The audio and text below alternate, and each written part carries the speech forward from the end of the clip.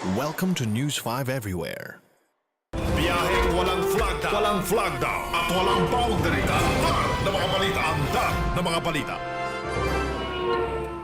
Mula naman sa mga ugaling Pinoy na Pinoy talaga, dito naman tayo sa mga paboritong inumin ng mga Russians at ni Lord, ang vodka. Bukod pala sa nakakapagpainit ito ng ating katawan, may iba pa palang gamit ito at makikita yan sa yahoo.com. Ito ang ilan sa mga yan. Ang vodka po ay pwedeng air freshener. Meron daw kasi itong ethyl alcohol na main component ng vodka.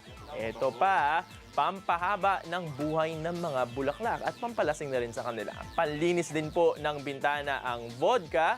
Pwede kang gumawa ng gourmet vanilla extract. Pwede ka rin gumawa ng rose perfume. At maganda rin daw itong gawing cold packs, lalo na't hindi tumitigas ang vodka kapag nilagay sa freezer. Be sure to come back. News 5 Everywhere. Copyright 2013.